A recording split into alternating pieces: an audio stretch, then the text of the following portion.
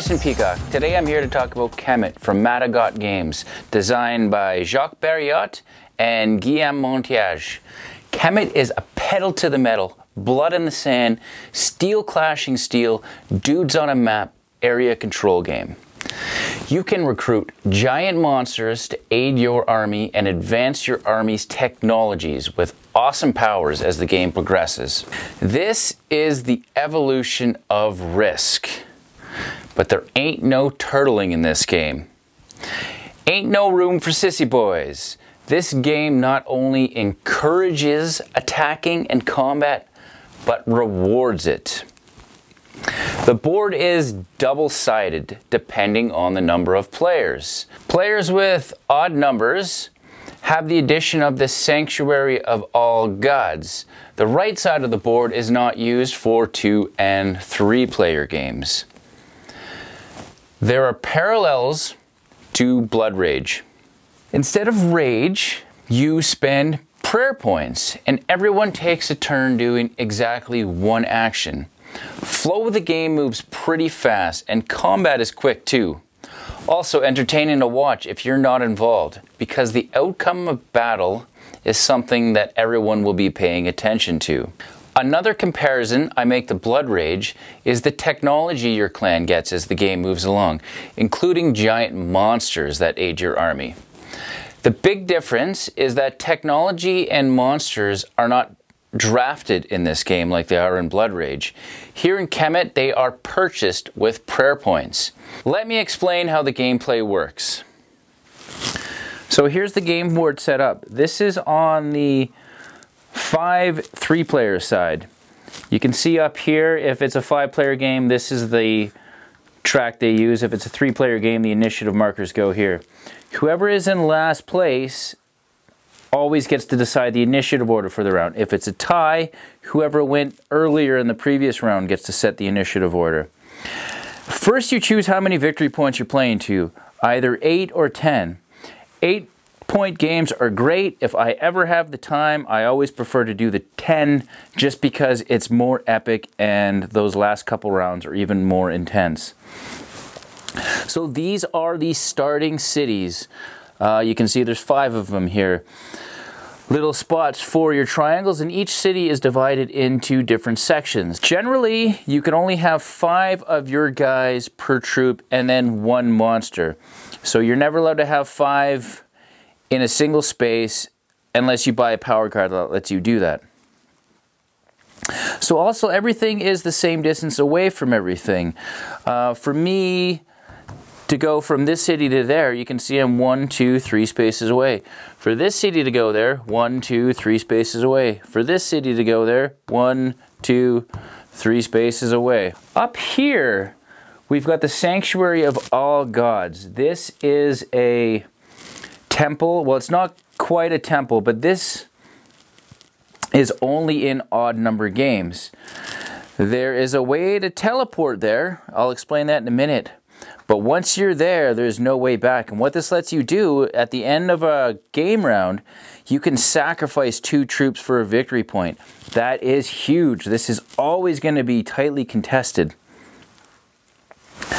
So we've got our setup here. You've got 10 of your 12 guys you can distribute amongst your city any way you want. And then you've got 3 pyramid points that you can do. You can go 1 level 2 and a level 1 like the red did over here, or you can go 3 level 1s like I chose to do. So on a game round, we're going to be doing actions that are on our action board here. Okay, so at the end of a game round, after you've placed 5 tokens, you have to have at least 1 on every tier of the pyramid. So you can do a move action. The move action lets you move a troop their 1 space default movement. So just moving from a city space to there, that is 1, or from there to there, that's 1. Now again, there's going to be power tiles and there's going to be monsters that are going to increase your movement. If you feel like, instead of just walking, you can teleport from a pyramid for the cost of 2 prayer points, which is our action points we get to spend. You can teleport from a pyramid to any obelisk on a board. That is a good way to fast travel. The thing is, you can't teleport back. So once you leave and teleport, you're kind of stuck out there. So turn 1, you can teleport to a temple. Someone else can teleport into that same temple, and that's going to start a battle. Okay, this action here lets you recruit new dudes. Okay, the amount of prayer points you spend is the amount of people you can add to your home city. This here lets you upgrade your pyramid. You can only do this once a game round. And you can level up one pyramid multiple levels if you have the points. And then these ones here let you purchase a power tile from the available rows. Again, each color can only be bought once around, and you're limited to the level of your pyramid. So if you look over at the power tiles there, they're numbered level 1 to 4. If I level 1 pyramid, I can buy any of these level 1 cards for 1 prayer point. Level 2s cost 2 prayer points, and so on. This action here is the pray action. You do this and you simply gain 2 points. Now, the players are just going to keep going around in initiative order, doing one of these at a time. Once everybody's put on their last action marker, then that ends the game round. And if there's a winner, someone with 8 or 10 victory points, then they win the game.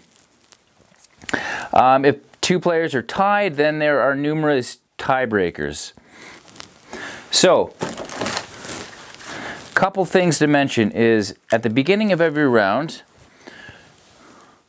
we're going to get dealt one of these divine intervention cards, and they're going to do things like let you teleport for 1 instead of 2.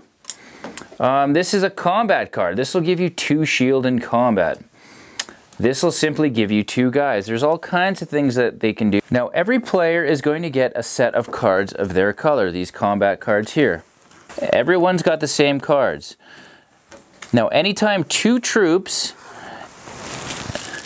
end up in the same square or space, there's going to be a battle. You're going to add up the number of people you have.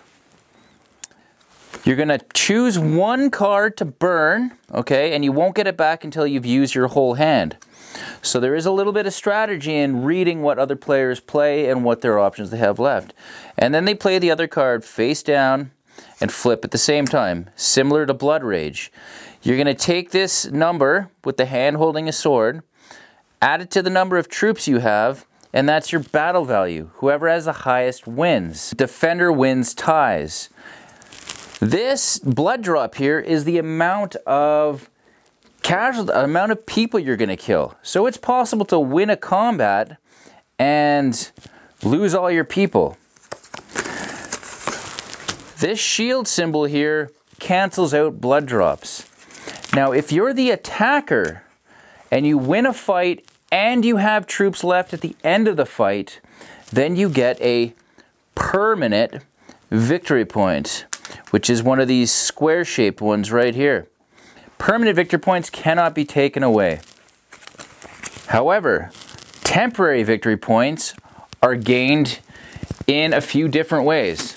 Having a pyramid at level 4 in your city gives you a temporary victory point, and as long as another player hasn't taken control of that, then that's yours.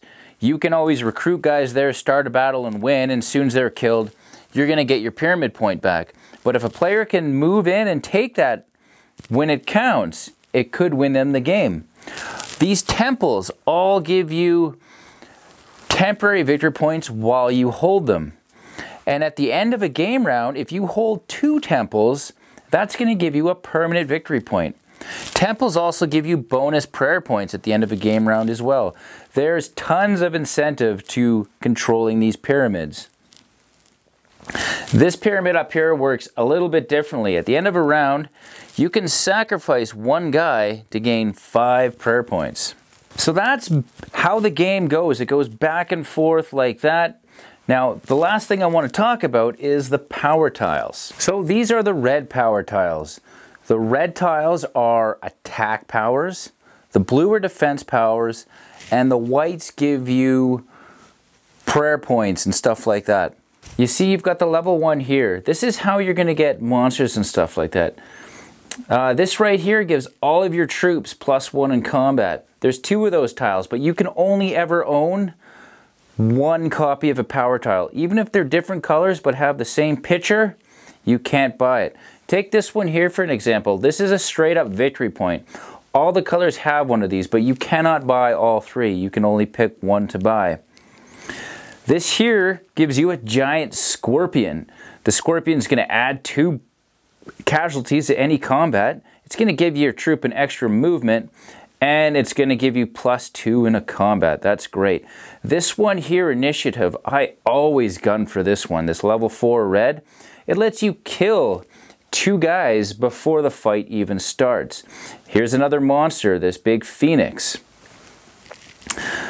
There are so many different combinations from the different colors of power tiles, especially with the expansion and the black added, that there's just no way to get bored from playing this game. The miniatures, the monsters anyway, look great. There's the scorpion, sphinx, phoenix, giant elephant. This is one of the new monsters from the Toss T expansion. The monsters are very decent quality. The army dudes themselves, no big deal, but they really don't need to be. I like the small scale because it really gives the sweeping epic battle feeling when they're on the board. But in a nutshell, that's pretty much how you play Kemet. Let's go back up and I'll tell you what I think. So that's Kemet. This game is part of a trilogy of games, with Cyclades being the first and Inish being the third. I very much like Inish, and I still haven't played Cyclades, but from what I hear about it, especially with the Titans expansion, I'm very eager to play. Anyways, what do I think of Kemet? Well, I love the game. When I know I'm going to play a game of this, I get excited. There's so much going on in this game with a fairly simple rule set. First, I love the technology. I love that my army gets unique abilities and powers, and of course, getting giant monsters in your army is awesome sauce. I always tend to want to specialize in red, and when I teach new players, I tell them that some of the powers I generally go for, since there is overwhelming variety to new players. New players will feel overwhelmed for most of the first game by the amount of options the power tiles offer. I suggest they just look at the new ones that become available to them once they upgrade their pyramid to that level. And don't worry too much about winning. Just press buttons and figure out how everything comes together. About 2/3 of the way through a game with new players, I see that light bulb going off in their heads as everything comes together for them. And then the tension really escalates at that point. I like the deterministic combat. The game has no dice, and strategy and decisions lead to victory. The Divine Intervention cards shake things up a bit with just the right bit of flair for combat. You could think you've got a combat locked down only to have your best laid plans foiled by an opponent playing a Divine Intervention combat card you weren't expecting. I love how combat is encouraged and rewarded, and there is no way to win if you sit back and try and turtle. The permanent and temporary victor points are great and are one of the biggest reasons for the tension in this game.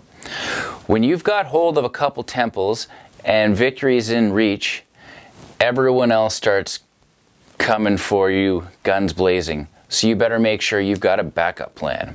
I love that the player with the fewest victory points gets to determine initiative order. I think going last is the best. You get to see what everyone else is doing and you get to go last in turn, which is great because no one else can react to your last action.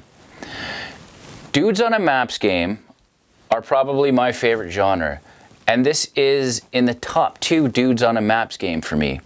Probably a top 10 of all time.